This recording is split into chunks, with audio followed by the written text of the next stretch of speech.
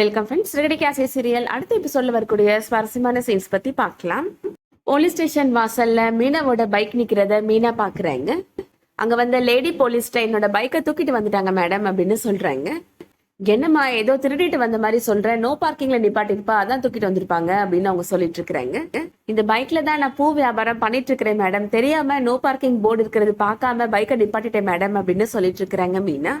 இந்த area traffic police தான் fine போட்டிருப்பாரு, அவர்கிட்ட தான் எல்லா சார்ஜ் ஷீட்டுமே இருக்கும் அப்படின்னு சொல்றாங்க. அவர் வர வரைக்கும் வெயிட் பண்ணி பாருமா அப்படின்னு சொல்லிட்டு அந்த போலீஸ் அங்கிருந்து போயிடுறாங்க. மீனா என்ன பண்றதுன்னு தெரியாம முத்துவுக்கு கால் பண்ணி நடந்த விஷயங்களை சொல்றாங்க. என்ன மீனா, நீ கொஞ்சம் ஜாக்கிரதையா இருக்க மாட்டேயா, அன்னைக்கும் அப்படிதான் நோ பார்க்கிங்ல என்னோட வண்டியை நிப்பாட்ட வச்சு ஃபைன் கட்ட வச்ச அப்படின்னு சொல்றாரு முத்து. நான் தெரியாம பண்ணிட்டேங்க, நான் கவனிக்கலங்க அப்படின்னு சொல்றாங்க மீனா. நுங்கம்பாக்கம் போலீஸ் ஸ்டேஷன்ல தாங்க இருக்கிறேன் அப்படின்னு சொல்றாங்க மீனா. நீ அங்கே இரு, நான் கிளம்பி வரேன் அப்படின்னு சொல்றாரு முத்து. இதுக்கிடையில அதே போலீஸ் ஸ்டேஷனுக்கு தான் ஜீவாவுமே கூப்பிட்டு வந்து விசாரிச்சுட்டு இருக்கிறாங்க. 27 லட்சம் ரூபாயா இவன் என்கிட்ட இருந்து ஏமாத்திட்டு போயிட்டா சார் அப்படின்னு மனோஜ் சொல்றாரு. நான் ஒண்ணு இவரை ஏமாத்தல சார் அப்படின்னு ஜீவா சொல்லிட்டு இருக்கிறாங்க. இது எனக்கு சேர வேண்டிய பணம் தான் அப்படின்னு ஜீவா சொல்றாங்க. நீ ஃபர்ஸ்ட் கிளம்பி கனடா போ, நான் பின்னாடியே வரேன் அப்படின்னு சொல்லிட்டு இப்போ வேறொரு பொண்ணை கல்யாணம் பண்ணிட்டான் சார், என்னை ஏமாத்திட்டாரு இவரு அப்படின்னு சொல்றாங்க ஜீவா. என்னை ஏமாத்தினதுக்கான காம்பன்சேஷனா இது இருக்கட்டும் அப்படின்னு சொல்றாங்க. நான் மனோஜை உண்மையா லவ் பண்ணேன் சார், இவர் தான் என்னை ஏமாத்திட்டாரு அப்படின்னு சொல்றாங்க ஜீவா. நீ மனோஜை ட்ரூவா லவ் பண்ணினியா அப்படின்னு ரோகிணி சண்டை போடுறாங்க ஜீவாட்ட. அவர்கிட்ட இருக்கிற பணத்துக்காக தானே அவர் கூட நீ பழகுன அப்படின்னு கேக்குறாங்க. நான் 6 மாசம் அவர் கூட வாழ்ந்திருக்கிறேன், அதுக்கு இந்த பணம் சரியா போச்சு அப்படின்னு ஜீவா சொல்லிடுறாங்க. என்னம்மா நீ இப்படி எல்லாம் பேசுற அப்படின்னு போலீஸ்காரர் கேட்டுட்டு இருக்கிறாரு. ஜீவாவோட லாயர் ஜீவாட்ட சொல்றாரு, நீங்க இந்த மாதிரி எல்லாம் பேசாதீங்க மேடம், உங்க கேரக்டரை நீங்களே ஸ்பாயில் பண்ணிக்காதீங்க, நான் பேசிக்கிறேன், நீங்க அமைதியா இருங்க அப்படின்னு சொல்லிடுறாரு. போலீஸ்காரர் ஜீவாட்ட சொல்றாரு, இந்த கேஸ பாக்குறப்பவே அப்பட்டமா தெரியுது நீ தான் பணத்தை திருடிட்டு போயிருக்கிறன்னு அப்படின்னு சொல்றாரு.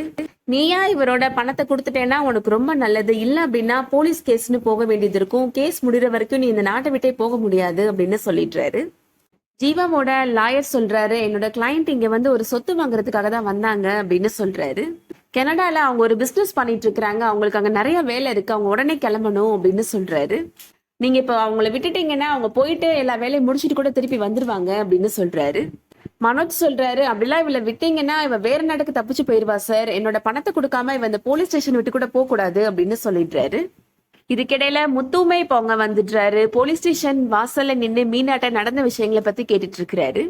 முத்துவுக்கு தெரிஞ்ச போலீஸ்காரர் ஒருத்தர் இப்ப அவங்க வராரு. நீங்களும் இந்த ஸ்டேஷன் தானே சார் அப்படின்னு கேக்குறாரு முத்து.